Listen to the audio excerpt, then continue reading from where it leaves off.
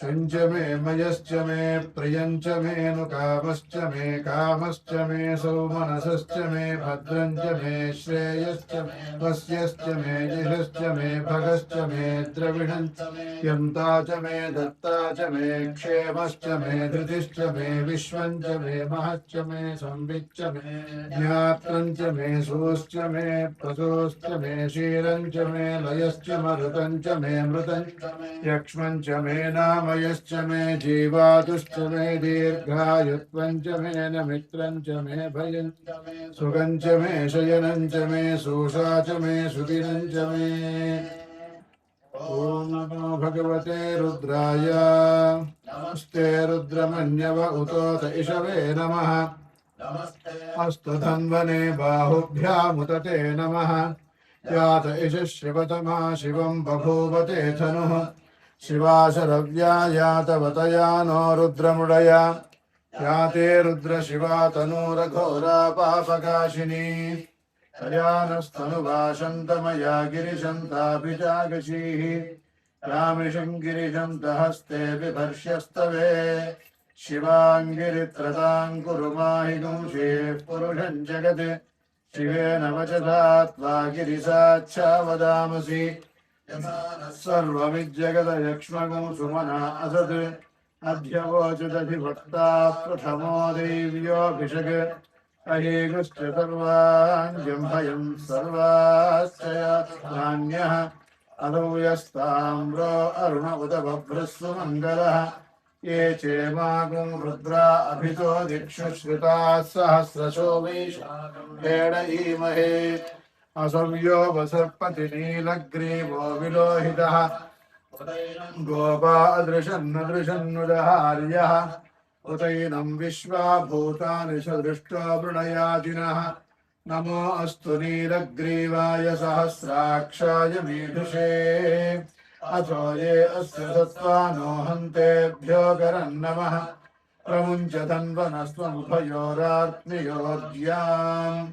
याश्च देहस्थ इषवः पराता भगवो वप अपतत्यथनुस्त्वगुं सहस्राक्षशते शुधे निषेर्यशल्यानां मुखा शिवो नः सुमना भव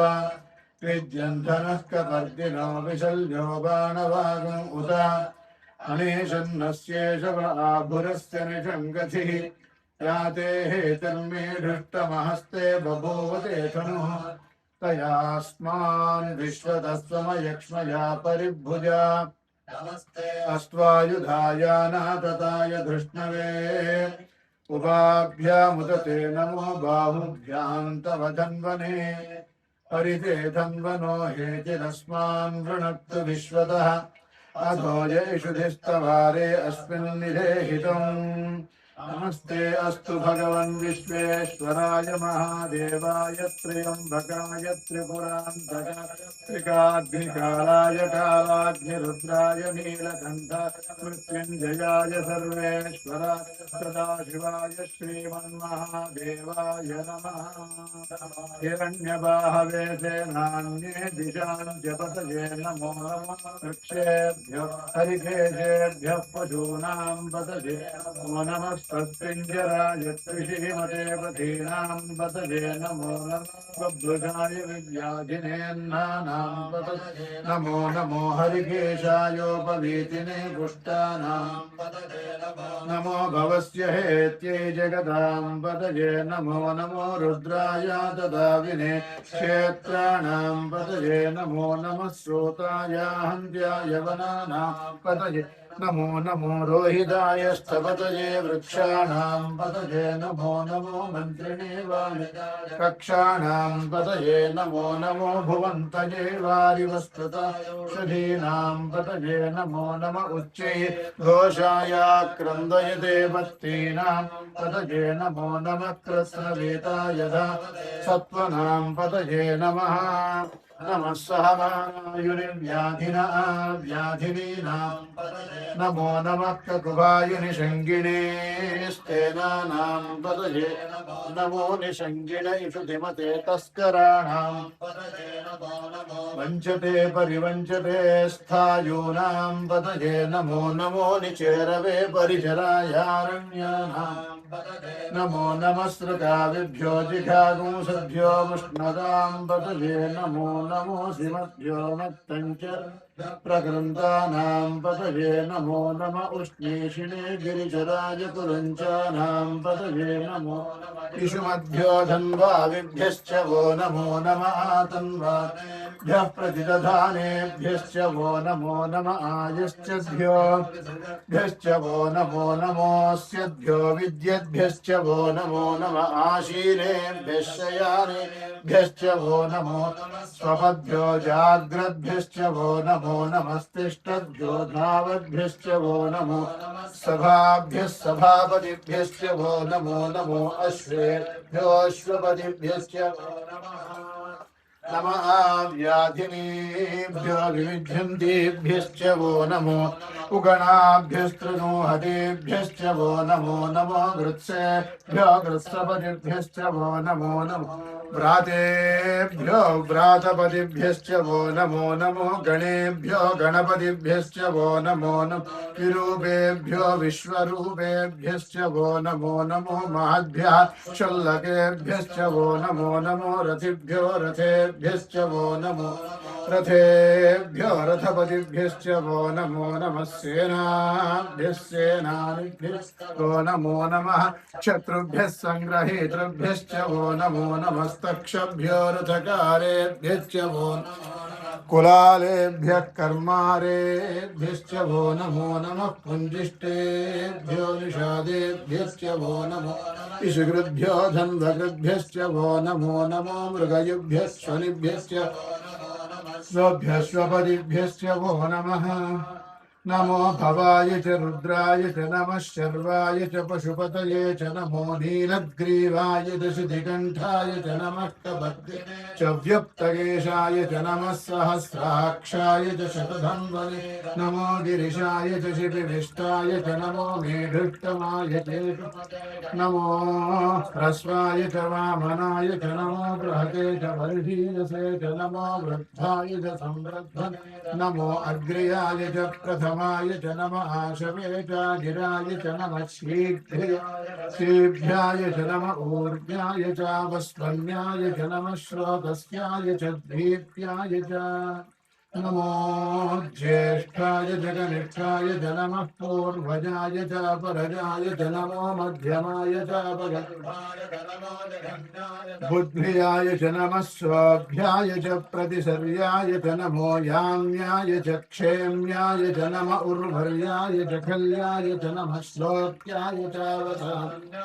नमो वन्याय च कक्ष्याय च नमः श्रवाय च प्रतिश्रवाय च नमः आशुषेणाय च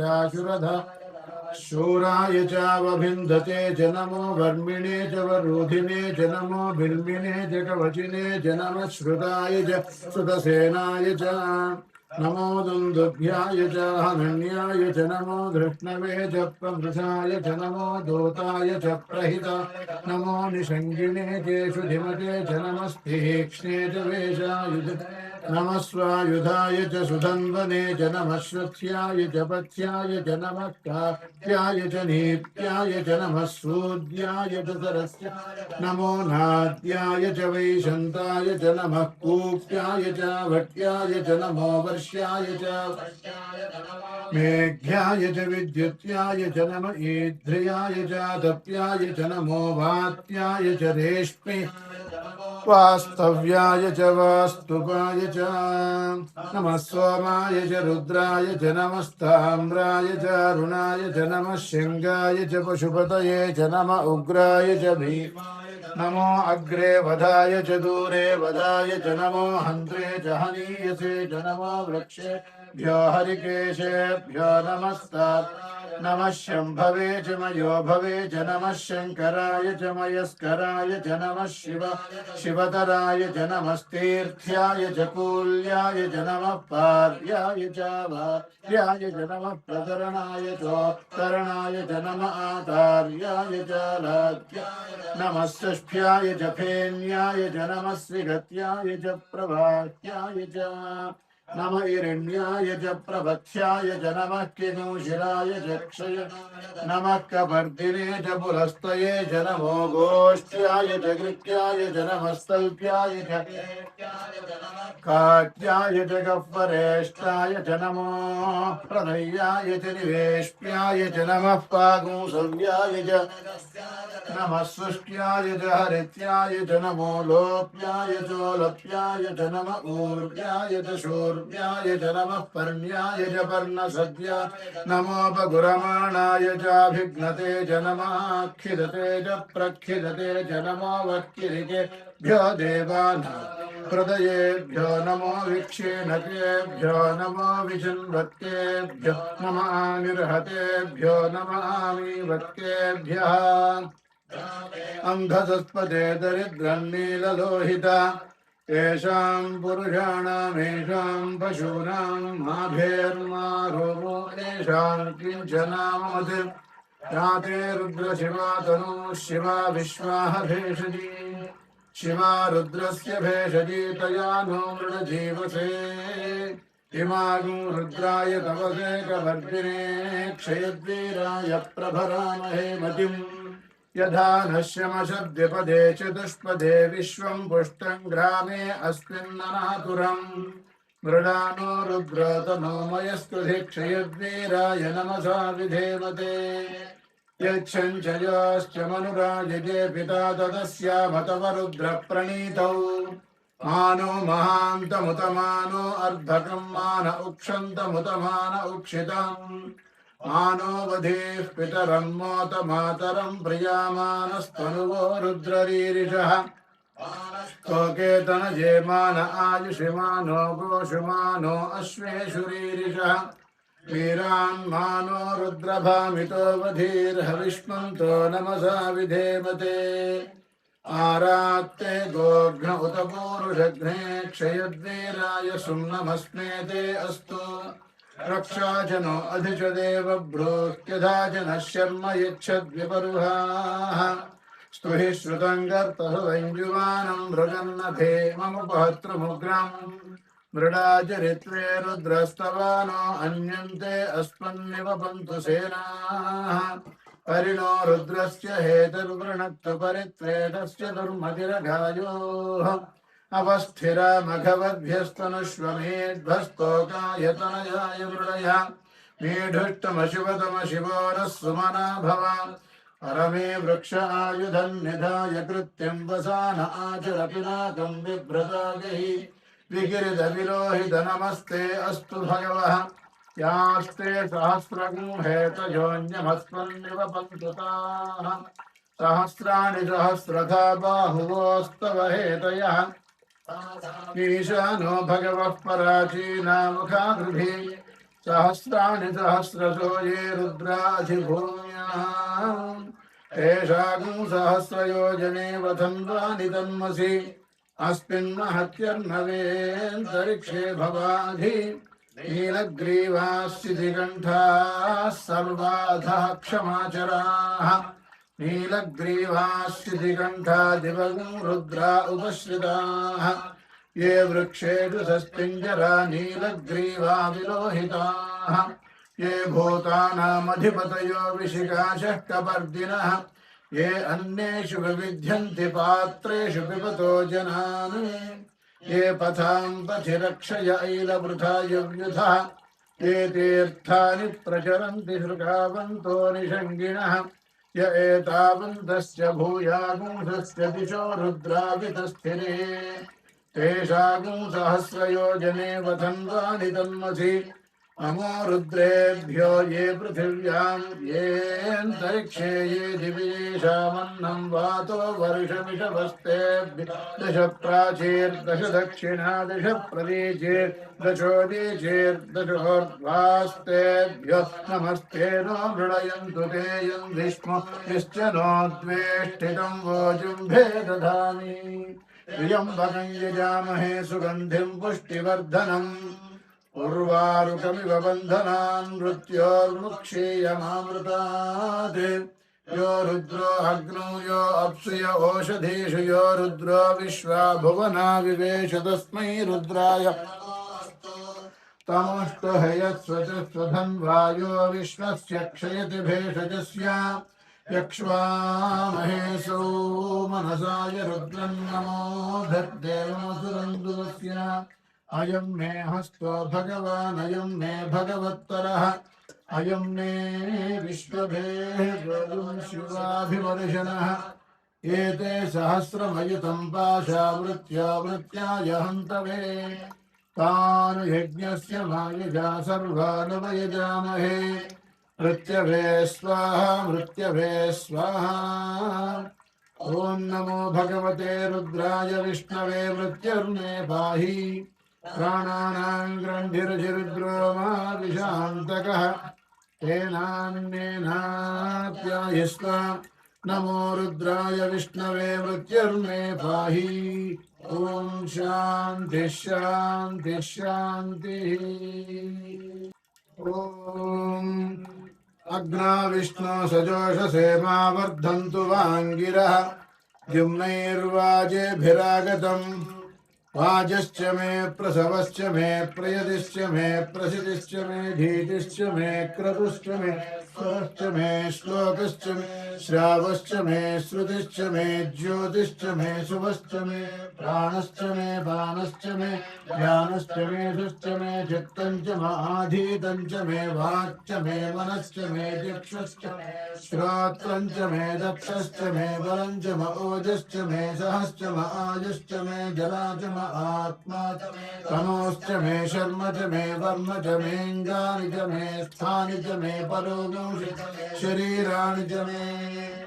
ज्येष्ठ्यञ्च महाधिपत्यञ्च मे मन्युश्च मे भामश्च मे मश्च मेऽम्भश्च मे जेमा च मे महिमा वरिमा च मे प्रतिभा च मे वर्ष्मा च मे द्राहुया वृद्धं च मे वृद्धिश्च मे सत्यं च मे श्रद्धा च मे जगच्च धनं च मे वशिश्च मे त्रिशिश्च मे क्रीडा च मे मोदश्च मे जातं जनिष्यमाणं च मे सूक्तं च मे सुहृदं च मे वित्तं च मे वेद्यं भूतं च मे भविष्यच्च मे सुखं च मे सुपथं च वरुद्धं च कृप्तं च मे कृप्तिश्च मे मतिश्च मे सुमतिश्च मे शञ्च मे मयश्च मे प्रियञ्च मे नुकामश्च मे कामश्च मे सौमनसश्च मे भद्रं च मे श्रेयश्च मे वस्यश्च यशश्च मे भगश्च मे द्रविणं च मे यन्ता च मे धत्ता च मे क्षेमश्च मे धृतिश्च विश्वं च मे महच्च मे संविच्च मे ज्ञात्रं च मे सोश्च मे प्रसोश्च मे क्षीरं च मे कृतं च मे मृतं च मे यक्ष्मं च मे नामयश्च मे जीवातुश्च मे दीर्घायुत्वं च मे नमित्रं च मे भयं च सुखं च मे शयनं च मे सोषा च मे सुधिरं च मे ऊक् मे सुहृदा च मे पयश्च मे रसश्च मे घृतं च मे मधु च मे शक्तिश्च मे शपेदिश्च मे घृतिश्च मे त्रं च म औद्भिद्यं च मे रयश्च मे रायश्च मे पुष्टं च मे पुष्टिश्च मे विभुज मे प्रभुज मे बहुज मे भूयश्च मे पूर्णं च मे पूर्णतरं च मे क्षतिश्च मे कूयवाश्च मे अन्नं च मे क्षश्च मे प्रेहयश्च मे जवाश्च मे माशाश्च मे चिराश्च मे मुद्गाश्च मे खल्वाश्च मे गोधूमाश्च मे वसुराश्च मे प्रियङ्गवश्च मे नमश्च मे श्यामाकाश्च मे नीवाराश्च मे अश्मा च मे मृत्तिका च मे गिरयश्च मे पर्वताश्च मे सिगताश्च मे वनस्पतयश्च मे हिरण्यं च मे यश्च मे सीसं च मे त्रपुश्च मे श्यामं च मे लोहं च मे अग्निश्च महापश्च मे विरुधश्च मौषधयश्च मे गिट्टभट्टं च मे गिट्टभट्टं च मे ग्राम्याश्च मे पशवारण्याश्च यज्ञेन कल्पन्तां वित्तं च मे वित्तिश्च मे भूतं च मे वसुज मे वसतिश्च मे कर्म च मे शक्तिश्च मे अर्थश्च इतिश्च मे गतिश्च मे अग्निश्च म इन्द्रश्च मे सोमश्च म इन्द्रश्च मे सविता च म इन्द्रश्च मे सरस्वती च म इन्द्रश्च मे पूषा च म इन्द्रश्च बृहस्पतिश्च म इन्द्रश्च मे मित्रश्च म इन्द्रश्च मे वरुणश्च म इन्द्रश्च मे त्वष्टा च म इन्द्रश्च मे धाता च म इन्द्रश्च मे विष्णुश्च म इन्द्रश्च मे अश्विनौ च म इन्द्रश्च मे मरुतश्च म इन्द्रश्च मे विश्वे च मे देवा इन्द्रश्च मे पृथिवी च म इन्द्रश्च मे अन्तरिक्षं च म इन्द्रश्च मे द्यौश्च म इन्द्रश्च मे दिशश्च म इन्द्रश्च मे मूर्धा च म इन्द्रश्च मे प्रजापतिश्च म इन्द्रश्च मे अगुंसश्च मे लक्ष्मीश्च मे दाभ्यश्च मेऽधिपतिश्च म उपागुंसश्च मे अन्तर्यामश्च ऐन्द्रवायवश्च मे मैत्रावरुणश्च म आश्विनश्च मे प्रतिप्रस्थानश्च मे शुक्रश्च मे मन्थी च म आग्रयणश्च मे ध्रुवश्च मे वैश्वानरश्च म ऋतुग्रहाश्च मे दिग्राह्याश्च म इन्द्राग्नश्च मे वैश्वदेवश्च मे मरुत्वतीयाश्च मे माहेन्द्रश्च मादित्यश्च मे सावित्रश्च मे सारस्वतश्च मे पौष्णश्च मे पात्नीवतश्च मे हारियोजनश्च मे युग्मश्च मे बर्हिश्च मे वेदिश्च मे धिष्ठयाश्च मे सुजश्च मे चमसाश्च मे ग्रावाणश्च मे श्वरवश्च उपरभाश्च मे धिषवने च मे द्रोणकलशश्च मे वायुव्याश्च मे पूतभृश्च माधवनीयश्च माग्निघ्रं च मे हविर्धानं च मे गृहाश्च मे सदश्च मे पुरोडाशाश्च अजिताश्च मे बभृतश्च मे स्वगाकारश्च मे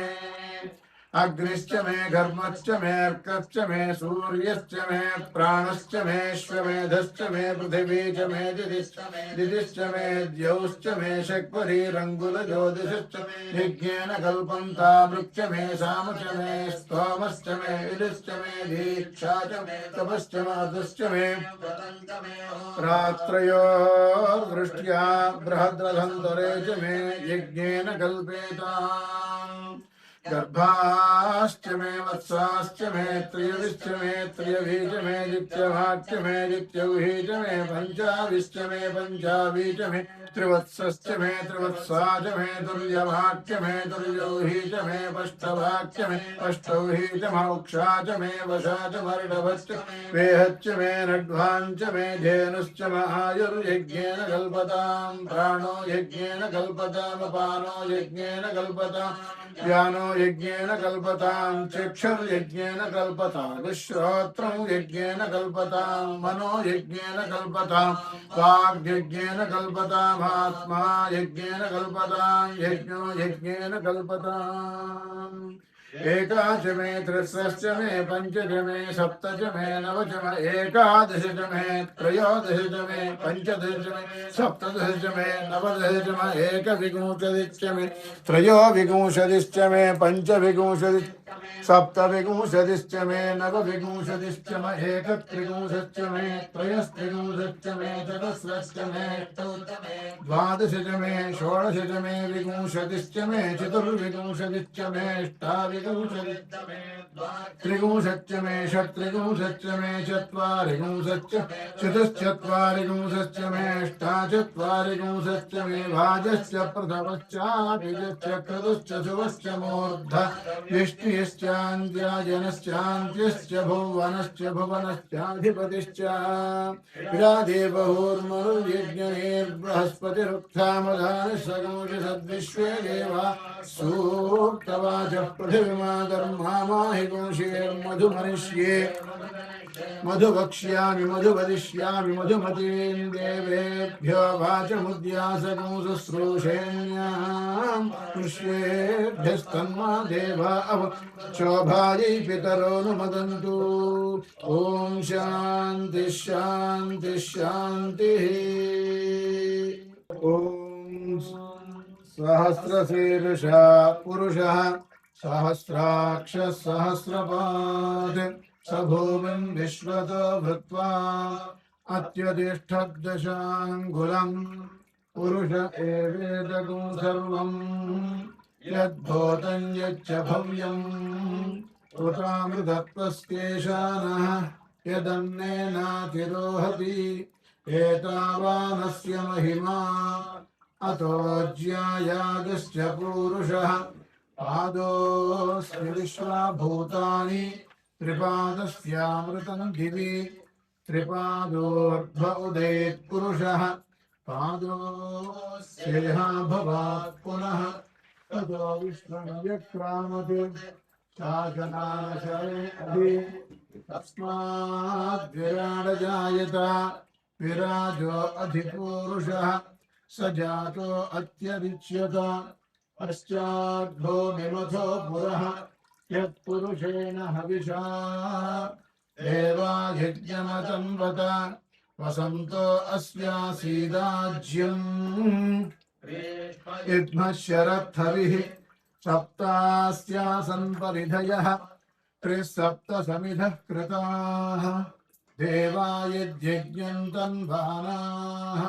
अभद्रन् पुरुषं पशुं तं यज्ञं बर्हिषि प्रोक्षन् पुरुषं जातमग्रतः तेन देवा अयजन्त साध्यार्षयश्च ये तस्माद्यज्ञात् सर्वहुतः पशुगुस्तागुश्चक्रे वायव्यान् आरण्यान् ग्राम्याश्च ये तस्माद्यज्ञात् सर्वहुतः अजस्रामानि जज्ञिरे छन्दागुंसि जज्ञिरे तस्माद् यदुस्तस्मादजायत तस्मादश्वा अजायन्त एके च भयादतः गावो हजज्ञिरे तस्माज्जाता अजावयः यत्पुरुषं व्यदधुः कतिधा व्यकल्पयन् मुखं किमस्य कौ बाहु तावोरुपादावच्छेदे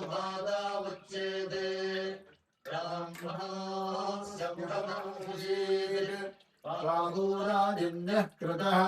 ऊरुतदस्य यद्वैश्यः अभ्यागुं शूद्र अजायत चन्द्रमा मनसो जातः चक्षुः सूर्य अजायत मुखादिन्द्रश्चाग्निश्च प्राणाद्वायुरजायत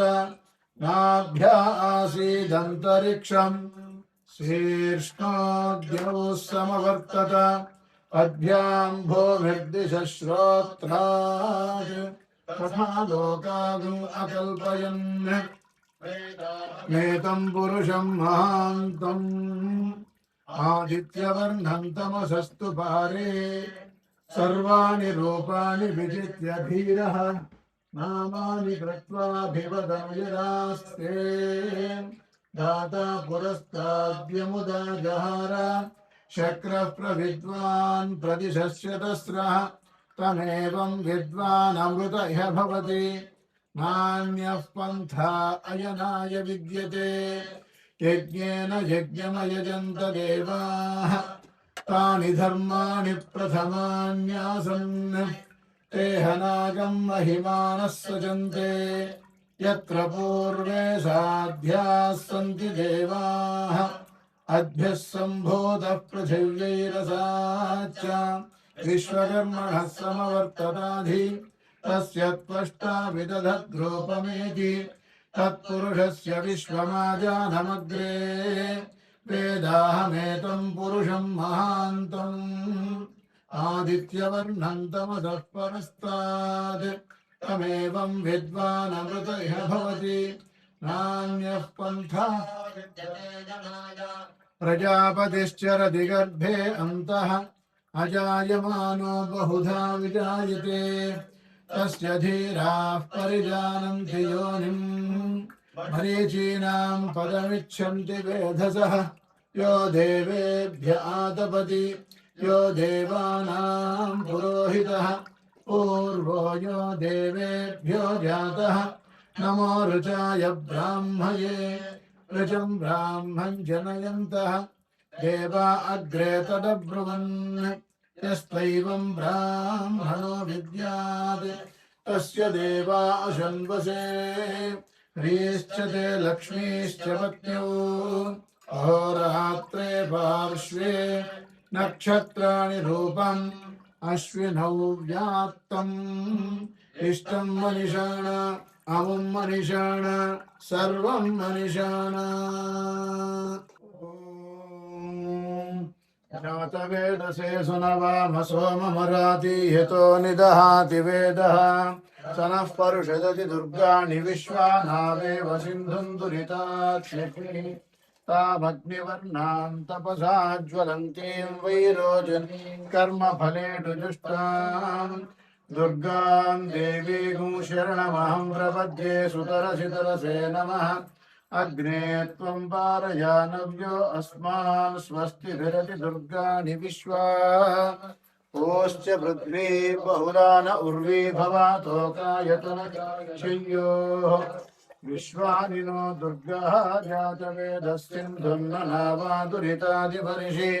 अग्ने अत्रिवन्मनसा गृहाणोऽस्माकं बोध्यविता तनूनाम् कृतनाजितं सहमानमुग्रमग्निगुहुवेम परमात् स्वधस्तात् अधिदुर्गाणि विश्वाक्षामद्देवो अधिदुरितात्यग्निः रत्नोशिखमीढ्यो अध्वरेषु सनाच्च होतानव्यश्च सत्सि स्वाञ्चाग्ने तनुवं विप्रयस्वास्मभ्यं च सौभगमायजस्व गोभिर्जुष्टमयुजो निषिक्तं तवेन्द्रविष्णोरनुसञ्चरेम नागस्य पृष्ठमभिसम्पदानो वैष्णवी लोकैहमादयन्ताम् कात्यायनाय विद्महे कन्याकुमारि धीमहि तन्नो दुर्गे प्रचोदयात् तन्नो मित्रस्य वरुणः तन्नो भवत्वर्यमा शर्म इन्द्रो बृहस्पतिः शन्नो विष्णुरुक्रमः नमो ब्रह्मणे नमस्ते वायो त्वमेव प्रत्यक्षं ब्रह्मासि त्वमेव प्रत्यक्षं ब्रह्म वदिष्यामि कृतं वदिष्यामि सत्यं वदिष्यामि तन्मामवतु तद्वक्तारमवतु अवतु माम् अवतु वक्तारम् ॐ शान्ति शान्ति शान्तिः तन्नो मित्रस्य वरुणः शन्नो भवत्वर्यमा शन्म इन्द्रो बृहस्पतिः शन्नो विष्णुरुक्रमः नमो ब्रह्मणे नमस्ते वायो त्वमेव प्रत्यक्षं ब्रह्मासि त्वामेव प्रत्यक्षं ब्रह्मावादिशं ऋतमवादिशं सत्यमवादिशं तन्मामावीत् तद्वक्तारमावीत् आवीन्माम् आवीत् वक्तारम् ॐ शान्ति शान्ति शान्तिः भवतु सहनौ भुनक्तु सह वीर्यं करवावहै तेजस्विनावधीतमस्तु मा विद्विषावहै ॐ शान्ति शान्ति शान्तिः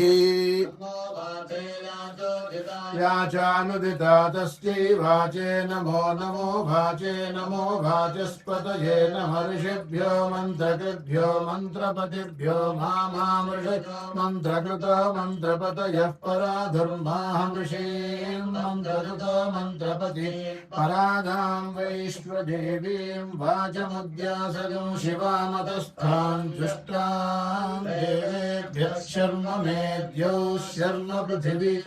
विश्वमिदं जगत् शर्म चन्द्रश्च सूर्यश्च शर्म ब्रह्म प्रजापति भूतं वदिष्ये भुवनं वदिष्ये तेजो वदिष्ये यशो वदिष्ये तपो वदिष्ये ब्रह्म वदिष्ये सत्यं वदिष्ये तस्मादहमिदमुपस्तरणं मे प्रजायै पशूनां भूयादुपस्तरणमहं प्रजायै पशूनां भूयासं मृत्योर्मापातं प्राणापानौ मामादिष्टं